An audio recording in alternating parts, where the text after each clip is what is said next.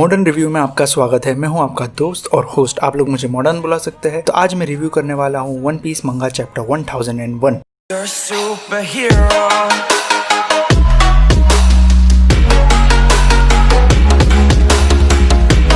तो दोस्तों, इस वीक का कवर पेज रीडर रिक्वेस्ट है जिसमें जिम्बे आराम कर रहा है जेलीफिश के ऊपर और चैप्टर का नाम है बैटल ऑफ मॉन्स्टर्स ऑन ओनिगाशिमा। तो ये चैप्टर वहीं से स्टार्ट होता है जहां से लास्ट चैप्टर एंड हुआ था। लूफी ने काइडो को रेड रॉक से मारा था और कहा था कि वो पायरेट किंग बनेगा। तो मुझे लगा था जैसे लास्ट टाइम लूफी ने काइडो पे अटैक किया था वानो की स्टार्ट में, वैसे ही होगा और काइडो उठ जाएगा बिना डैमेज के, पर ऐसा नहीं हुआ। Kaido took some damage this time और काइडो को पंच करने के बाद लूफी कामली खड़ा है, कोई रिएक्शन ही नहीं है लूफी के फेस पर। मतलब योंको को पंच करने के बाद भी ये रिएक्शन है लूफी का और काइडो के मुंह से खून निकल रहा है और वो शॉक है कि इसने मुझे कैसे डैमेज किया। लास्ट टाइम जब मैंने इसे मारा था कुरी में, तब से लेके अब मैं ऐसा क्या हो गया इसे। और जोरो तक शॉक है लूफी का रियो को देखकर। सो इससे समझ आता है कि शायद अभी तक जोरो को रियो यूज करने नहीं आता। और किड भी शॉक में है कि काइडो को कैसे कोई हर्ट कर सकता है। तो ये भी बताता है कि किड तक रियो यूज नहीं कर सकता। बेसिक आर्नामेंट हाकी यूज कर सकता है बट रियो नहीं। सपोर्टी आर्क में जब सारे सुपरनोवा इंट्रोड्यूस हुए थे पहली बार, तब किड और लॉ को लूफी का कॉम्पिटिटर के तौर पर इंट्रोड्यूस किया था।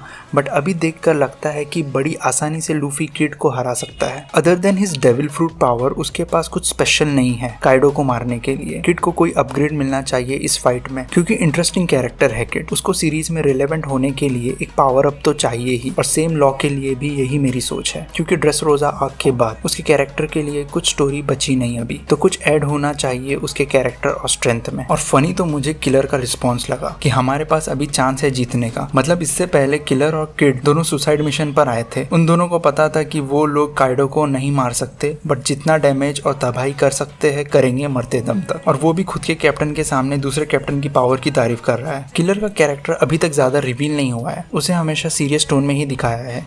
शायद इस फाइट में उसके कैरेक्टर के बारे में हमें और जानने मिले, जैसे उसका फनी साइड क्या है।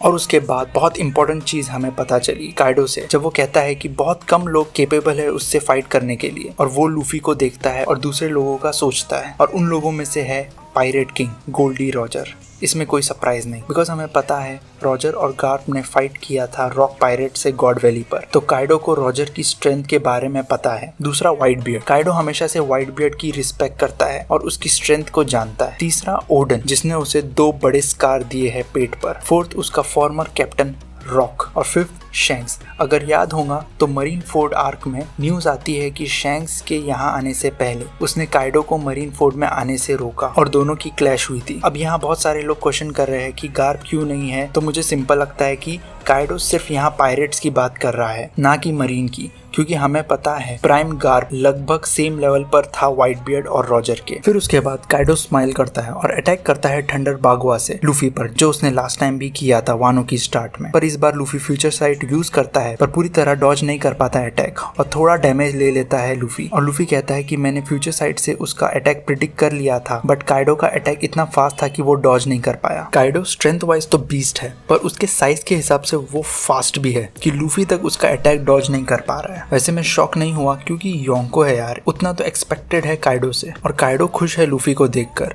कि कैसे उसने डॉज करने की कोशिश की, बट इस बार डैमेज लेके लूफी अनकॉन्शियस नहीं हुआ। तो काइडो कॉम्प्लीमेंट करता है लूफी को कि वेरी गुड बॉय। अगर ऐसे ही काइडो बिहेव करता रहा तो काइडो बेस्ट विलन बन सकता है वन पीस की हिस्ट्री में, बिकॉज वो सिर्फ नाम के लिए एक विलन नहीं है, उसमें भी कैरेक्टर है। वो टेस्ट कर रहा है लूफी की स्ट्रेंथ, ना कि सीधा फुल स्ट्रेंथ यूज करके नॉकआउट कर दिया लूफी को। काइडो के अटैक के बाद तो सीधा बिग मॉम उस पर प्रोमेथियस से अटैक करने आती है, बट हमारा वाइस कैप्टन ऐसे नहीं छोड़ेगा अपने कैप्टन को अकेला। तो शॉकिंगली जोरो किनेमोन की टेक्निक फॉक्स फायर स्टाइल से प्रोमेथियस को कट करता है और लूफी भी पूछता है कि ये तो किनेमोन की टेक्निक है। तो जोरो जवाब देता है हंसते हुए कि आई स्टोल इट। अगर आपको याद होगा पंक हैजर्ड में जब किनेमोन ने फर्स्ट टाइम ये टेक्निक यूज किया था जोरो के सामने, तो जोरो सरप्राइज था उस टेक्निक से और इंटरेस्ट दिखाया था उस टेक्निक में। और एक बात दोस्तों, जोरो ने 2 साल मीहॉक से ट्रेनिंग ली है और वहाँ पर बबू बबून से भी फाइट किया है और वो बबून्स की स्पेशलिटी ये थी कि वो दूसरों की फाइटिंग स्टाइल कॉपी करते थे या ये कहूँ कि चुराते थे। तो ये बोलना गलत नहीं होगा कि ये चीज जोरो ने उन बबून से ही पिक की कैसे दूसरों की टेक्निक को कॉपी करना है। और बिग मॉम शॉक हो जाती है जोरो के अटैक से और यहाँ भी जोरो लूफी को बोलता है सिंगल मूवमेंट के लिए भी फोकस नहीं खोना, हम 2 योंकों से लड़ रहे हैं। और काइडो लूफी पर फिर से अटैक करता है बट लॉ लूफी को टेलीपोर्ट करता है अपने पास और उसे कहता है कि मैं तेरे बोलने से पहले समुराइज को दूसरी जगह पर टेलीपोर्ट करने वाला था, मैंने तेरा ऑर्डर नहीं लिया। तो लूफी कहता है इससे क्या फर्क पड़ता है। तो किड लॉ के जले पर और नमक छिड़क के कहता है लॉ तू तो स्ट्रॉ हैट का हेंचमैन बन चुका है और कहता है कि तुम दोनों लूजर किसी को भी फॉलो करो, मुझे क्या। और तभी बिग मॉम प्रोमेथियस से तीनों पर 3 फायरबॉल टाइप अटैक करती है। तो लूफी ब्रिलियंट आइडिया देता है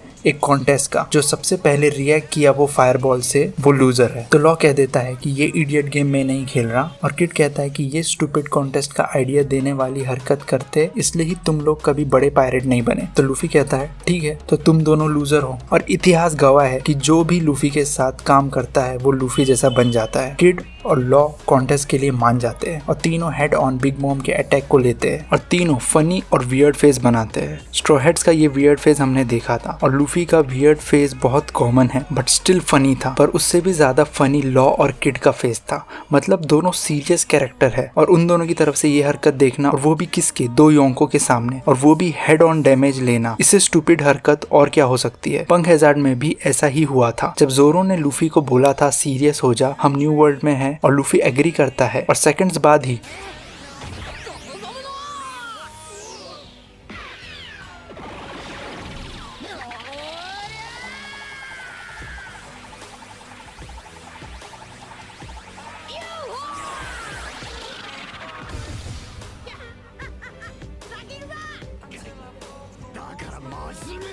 चैप्टर की स्टार्ट में जोरो ने लूफी को कहा था सिंगल मूवमेंट के लिए भी फोकस नहीं खोना, हम 2 योंकों से फाइट कर रहे हैं। और देखो कुछ ही पेजेस बाद लूफी का फोकस दिख गया। लूफी कभी चेंज नहीं हो सकता है, वो मंकी डी लूफी ही रहेगा पायरेट किंग बनने के बाद भी। और ये सब हरकतें देखकर जोरो तक चिल्ला देता है तीनों पर। लॉ हमेशा स्ट्रॉ हैट्स की हरकतों पर गुस्सा होता था, चिल्लाता था, पर इस बार जोरो ने चिल्ला दिया लूफी, लॉ और किड को। फिर उसके बाद काइडो बिग मॉम से कहता है कि तू पीछे रह, मुझे देखना है ये लोग क्या करते हैं। काइडो इम्प्रेस हो चुका है लूफी की स्ट्रेंथ से, तो उसके साथियों की भी स्ट्रेंथ उसे चेक करना है शायद। फिर उसके बाद जोरो अपना बैंडाना पहनता है। लास्ट टाइम जोरो ने अपना बैंडाना पहना था ड्रेस रोजा में पीका से फाइट करते टाइम, और वो बात को 6 साल हो चुके हैं। तो बहुत टाइम बाद हमने जोरो को बैंडाना पहनते देखा है। और जब भी जोरो बैंडाना पहनता है वो एक लेवल ऊपर हो जाता है स्ट्रेंथ और सीरियसनेस में। जब भी जोरो विदाउट बैंडाना फाइट करता है हमें सबको पता है कि वो सीरियस नहीं ले रहा इतना फाइट को। फिर उसके बाद जोरो किलर को कामाजो के नाम से बुलाता है और कहता है कि मेरे रास्ते में नहीं आना। और ज्यादा लोगों के पास ऐसी वियर्ड हंसी नहीं है। मतलब जोरो को पता है कि किलर ही कामाजो था और किलर बोलता है कि अगर मैं मेरे पनिशर्स यूज कर रहा होता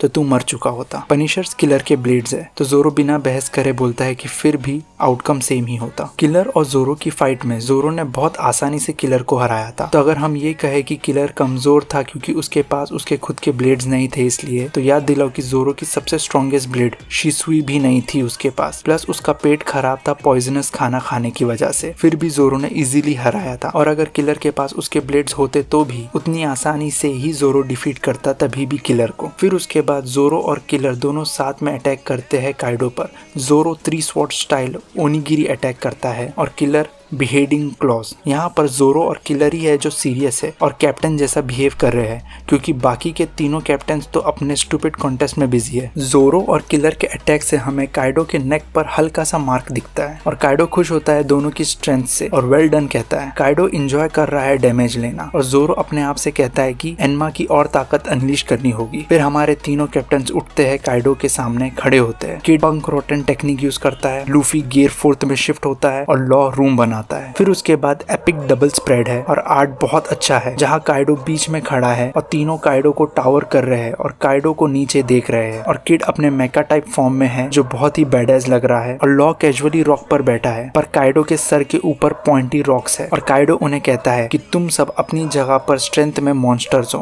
काइडो एक्नॉलेज कर रहा है 5 सुपरनोवा की स्ट्रेंथ, ये बहुत बड़ी बात है। और किड कहता है कि हमें पता है कि तेरी टफ स्किन है, पर क्या तेरी टफ स्किन तुझे क्रश्ड होने से बचा सकती है? और लॉ कहता है कि मैं सीधा तेरे को इंटरनल डैमेज दूंगा अपनी सर्जिकल डेथ टेक्निक से। और काइडो सिंपली स्माइल करता है। उसके बाद लूफी कॉन्गन से अटैक करता है काइडो पर। किड उसे अपने मेका से क्रश करता है और उस टेक्निक का नाम है पंक वाइस। और लॉ काइडो के ऊपर पॉइंटी रॉक्स गिराता है। इन तीनों में से सबसे वीक अटैक मुझे लॉ का ही लगा। और उसके बाद बिग मॉम बस हंसती है और काइडो अपने ड्रैगन फॉर्म में वो क्रश्ड रॉक्स से बाहर आता है। और नेक्स्ट पेज भी डबल स्प्रेड है और कितना डिटेल्ड और एपिक आर्ट है, जहाँ काइडो ड्रैगन फॉर्म में हवा में है, बिग मॉम ज़्यूस पर हवा में है और हाथ में नेपोलियन जो फायर पर है और 5 सुपरनोवा नीचे खड़े हैं। और अभी बाजी पलट गई है। अब काइडो और बिग मॉम उन पांचों के सामने टावर कर रहे हैं और उन्हें नीचे देख रहे हैं। और काइडो कहता है उन्हें कि तुमको मारना अच्छा नहीं होगा, पर तुम लोग ने कोई रास्ता नहीं रखा और जब तुम मरोगे तब तुम्हारी हर चीज मैं ले लूंगा। तुम लोग का मैन पावर और ट्रेजर सब हमारा होगा। अब बिग मॉम उन्हें कहती है कि तुम लोग के पास पोनिक्लिप्स भी है शायद,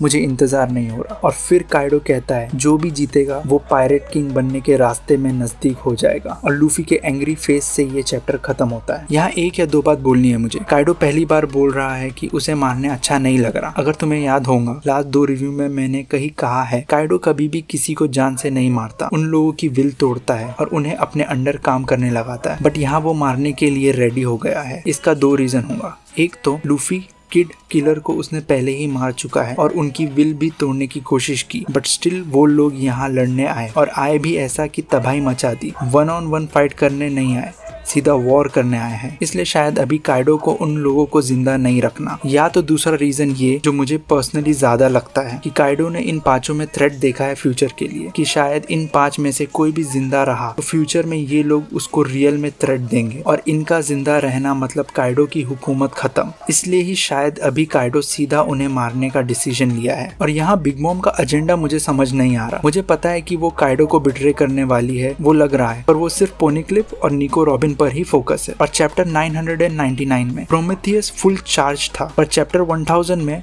छोटा सा था और इस चैप्टर में फिर से बड़ा हो गया और फाइनल पेज में वो गायब है। ऐसा क्या यूज कर रही है बिग मॉम प्रोमेथियस से जो हमें ऑन स्क्रीन ओडा नहीं दिखा रहा। और ये चैप्टर में हमारे हीरोज ने अपनी ताकत दिखा दी, कॉन्फिडेंस भी दिखा दिया। बट मुझे लगता है नेक्स्ट चैप्टर से ट्रेजेडी चालू होने वाली है, जैसे रेड स्कैबर्ड के साथ हुआ कि 1 या 2 चैप्टर में उन्होंने बहुत अटैक किया और ऐसा लग रहा था कि काइडो डैमेज ले रहा है, बट हुआ क्या, नेक्स्ट चैप्टर सब जमीन पे गिरे थे अपनी ही खून में। पर मुझे नहीं लगता कि रेड स्कैबर्ड जैसा ही हाल होगा। बट नेक्स्ट चैप्टर या नेक्स्ट टू नेक्स्ट चैप्टर में फाइट टफ होने वाली है हमारे हीरोज के लिए। और ये फाइट में तो हम भूल ही गए कि कैसल में भी वॉर चालू है स्ट्रॉ हेड्स अलायंस और काइडो की आर्मी के बीच में, तो उनकी भी फाइट इंपॉर्टेंट है। नीचे सारे Straw Heads, Drake, Yamato, Marco, Tobiroppo, king और क्वीन ये सारे मेन फाइटर्स है नीचे, जिनकी फाइट्स पर भी नजर रखना पड़ेगा। और 5 सुपरनोवा की फाइट 2 योंको से ये वन पीस की दुनिया में और हमारी दुनिया के एनिमे मंगा फैंडम में तूफान मचाने वाली है सालों तक। इस फाइट को याद करेंगे जैसे मरीन वॉर को याद करते हैं अभी। और वैसे ही वन पीस की दुनिया में जब वानो के बाहर न्यूज जाएंगी कि सुपरनोवा ने योंको से लड़ा